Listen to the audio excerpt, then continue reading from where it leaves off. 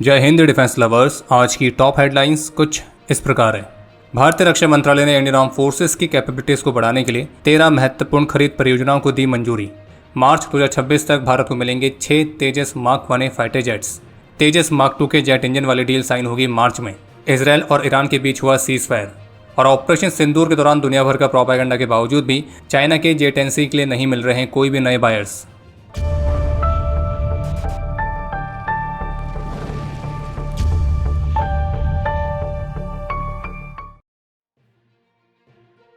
भारत की counter terrorism capability को महत्वपूर्ण तरीके से बढ़ाने के लिए भारतीय रक्षा मंत्रालय ने करीब 2000 करोड़ रुपीस तक के इमरजेंसी प्रोक्योरमेंट कॉन्ट्रैक्ट्स को अंतिम रूप दिया है। और इस खरीद के तहत जो भारत की फोर्सेस के लिए महत्वपूर्ण इक्विपमेंट लिए जाएंगे तो उनमें शामिल है integrated drone detection and interdiction system, low level की लाइट वेट रडार्स, लॉन्चर्स और मिसाइल्स के साथ very short range air defence system, remotely piloted aerial vehicles, loitering munitions जो कि vertical take off and landing systems के साथ भी आएंगे। बहुत ही अलग अलग कैटेगरीज के drones, bullet proof jackets, ballistic helmets, heavy और मीडियम कैटेगरी में क्विक रिएक्शन फाइटिंग व्हीकल्स और राइफल्स के लिए नाइट साइट्स। और इस तरह के अलग अलग इक्विपमेंट की खरीद के लिए टोटल 13 कॉन्ट्रैक्ट्स को अंतिम रूप दिया गया है। और ये सारी खरीद फास्ट ट्रैक प्रोसीजर्स के माध्यम से की जाएगी जो कि हमारे सिचुएशन अवेयरनेस, मोबिलिटी और हमारे ट्रूप्स के प्रोटेक्शन इन सभी को महत्वपूर्ण तरीके से बढ़ावा देगी। और जैसे कि आप सभी जानते हैं कि भारत का जो ऑपरेशन सिंदूर है वो अभी भी समाप्त नहीं हुआ है और इस बात की पुष्टि भारत के ऑफिशियल्स अलग अलग समय पर कर चुके हैं। तो सोशल मीडिया में जो ओपन सोर्स इंटेलिजेंस नेटवर्क है तो उनके बीच एक नया तरह का डिस्कशन स्टार्ट हुआ है जिसमें इस बात की संभावना जताई जा रही है कि जो ऑपरेशन सिंदूर अभी रुका हुआ था तो भारत उसे फिर से स्टार्ट कर सकता है। लेकिन आपको स्पष्ट कर दें कि इस पर कोई भी ऑफिशियल कंफर्मेशन नहीं है। लेकिन हाँ, अगर ऐसा कुछ होता है तो हमारे डिफेंस अपडेट से आपको उसकी जानकारी निश्चित रूप से मिल जाएगी।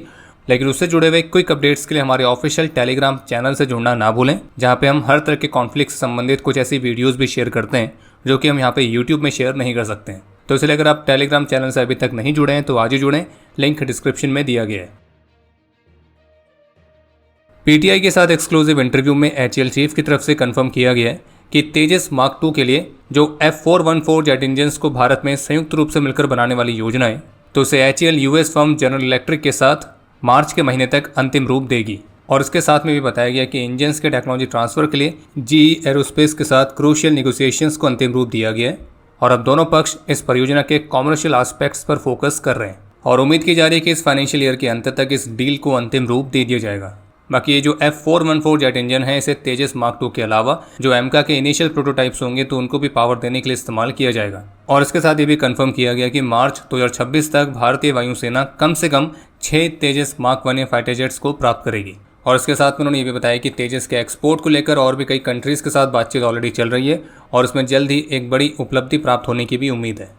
इसके अलावा द न्यू इंडियन एक्सप्रेस की रिपोर्ट के मुताबिक इंडस वाटर ट्रीटी को सस्पेंड करने के बाद अब भारत सरकार ने बांग्लादेश के साथ भी गंगा रिवर वाटर ट्रीटी को रीनेगोशिएट करने का निर्णय लिया है। और रिपोर्ट के मुताबिक भारत ने अपने काउंटर पार्ट यानी कि बांग्लादेश को बताया है कि उसे अपनी विकास जरूरतों को पूरा करने के लिए और भी अधिक पानी की रिक्वायरमेंट है, तो इसलिए जो नई ट्रीटी होगी वो छोटी हो सकती है। अब बात कर लेते हैं मिडिल ईस्ट की करंट सिचुएशन के बारे में।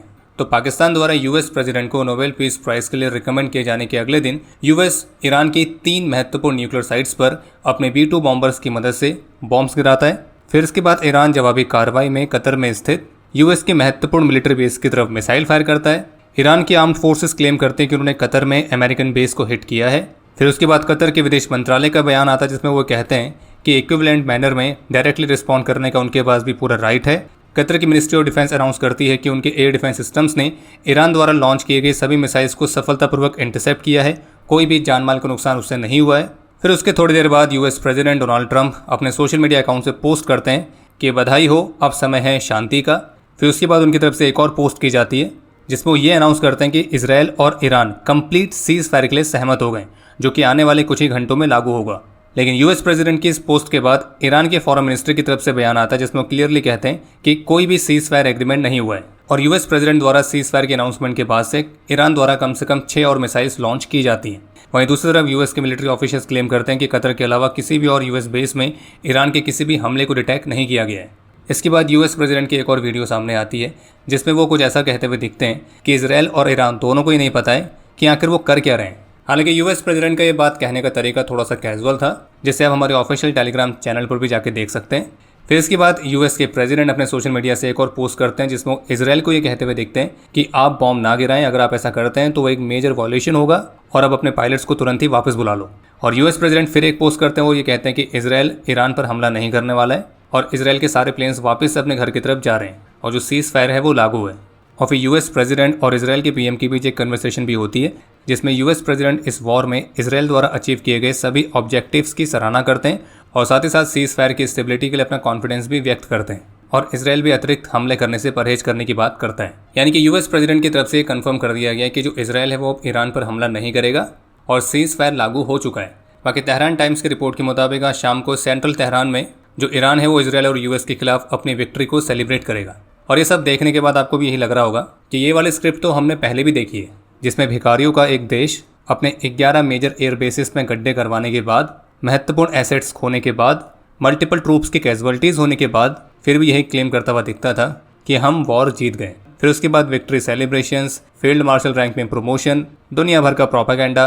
वो बात अलग है कि अपने बेसिस पर गड्ढों को छिपाने के लिए जो उन्होंने तिरपाल बिछाया था तो वो तो कुछ और ही कहानी बयां कर रहा था। ऑपरेशन सिंदूर के दौरान चाइनीज इक्विपमेंट के फेलियर को छुपाने के लिए दुनिया भर का प्रोपेगेंडा करने के बावजूद, जिसमें यह भी क्लेम किया जा रहा था कि चाइना के J-10C ने भारत के रफाल फाइटर जेट्स को सफलतापूर्वक शॉट डाउन किया और वो भी एक नहीं बल्कि 3-3। वो बात अलग है कि उन दावों को साबित करने के लिए आज तक कोई भी एविडेंस अभी तक किसी ने भी नहीं दिया है। पर लेटेस्ट रिपोर्ट के मुताबिक ये सारा प्रोपेगेंडा करने के बावजूद भी चाइना को अपने फाइटर जेट के लिए नए बायर्स नहीं मिल रहे हैं। और पेरिस एयर शो में चाइना ने अपने J-10C फाइटर को भी शोकेस किया था, ये सोचकर कि भारत पाकिस्तान क्लैश के समय जो उसने अपने प्रोपेगेंडा के जरिए J-10 की फर्जी परफॉर्मेंस को दिखाने का प्रयास किया था तो उससे ही प्रभावित होकर उसको बहुत सारे बायर्स मिलेंगे, खास करके यूरोपियन रीजन में। लेकिन चाइनीज फाइटर जेट्स को यूरोप में कोई भी बायर अभी तक नहीं मिल पाया है। हालांकि वो बात अलग है कि परफॉर्मेंस और टेक्नोलॉजी के अलावा एक पॉलिटिकल फैक्टर भी है जो कि इसके पीछे का एक बड़ा कारण है। और अगर आप नोटिस करेंगे तो आप ये पाएंगे कि 12 मई के बाद से चाइना के जो डिफेंस स्टॉक्स हैं, खास करके उस कंपनी की जो कि J-10C को भी मैन्युफैक्चर करती है, तो उसके स्टॉक्स लगातार नीचे ही गिरे हैं। भारतीय रक्षा मंत्री श्री राजनाथ सिंह 25 और 26 जून को चीन के ऑफिशियल विजिट पर रहेंगे, जिसमें वे SCO डिफेंस मिनिस्टर्स की मीटिंग में शामिल होने के लिए हाई लेवल इंडियन डेलीगेशन को लीड करेंगे। और इस मीटिंग के दौरान रक्षा मंत्रियों के बीच कई सारे इश्यूज को डिस्कस किया जाएगा। और इसके अलावा भारतीय रक्षा मंत्री कुछ पार्टिसिपेटिंग कंट्रीज के काउंटर पार्ट्स के साथ भी बायलैटरल मीटिंग्स कंडक्ट कर सकते हैं, जिनमें चीन और रशिया के रक्षा मंत्री मुख्य रूप से शामिल हैं। इसके अलावा एक अपडेट यह है कि आर्मी की ईस्टर्न कमांड ने 14,000 फीट के हाई ऑल्टीट्यूड एरिया पर स्वदेशी रूप से विकसित किए गए FPV ड्रोन की ट्रेनिंग को कंडक्ट किया था और इस ट्रेनिंग के दौरान खराब मौसम में भी सटीक पेलोड को गिराने वाली रणनीति को रीडिफाइन किया गया है। बाकी अब समय है आज के इतिहास का। आज के दिन 1994 में जम्मू कश्मीर के कुपवाड़ा में कॉर्डन एंड सर्च ऑपरेशन के दौरान अपने अदम्य साहस और वीरता का परिचय देते हुए हवलदार भूषण कुमार ने अपना सर्वोच्च बलिदान दिया था। 2007 में जम्मू कश्मीर में अपने अदम्य साहस और वीरता का परिचय देते हुए नायब सूबेदार चुन्नी लाल वीर गति को प्राप्त हुए थे और इन्हें मरणोपरांत अशोक चक्र से सम्मानित किया गया। और आपके लिए आज का प्रश्न है, अशोक चक्र गैलेंट्री अवार्ड्स की किस कैटेगरी में आता है? और अब समय है आज के टॉप 3 कमेंट्स का, जो ये रहे आपकी स्क्रीन पर।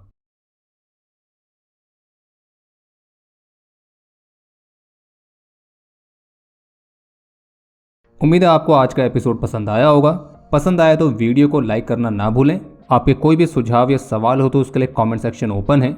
और अगर आप डिफेंस रिलेटेड और भी एक्सक्लूसिव कंटेंट में दिलचस्पी रखते हैं तो आज ही प्ले स्टोर से डिफेंस स्क्वाड की सुपर ऐप को डाउनलोड करना ना भूलें। और अगर आप चैनल पर पहली बार आए हैं तो squadron.in पे जाके हमारे नए डिज़ाइंस को भी चेकआउट जरूर करें। बाकी जल्द मिलेंगे नए एपिसोड के साथ। तब तक के लिए जय हिंद, जय भारत।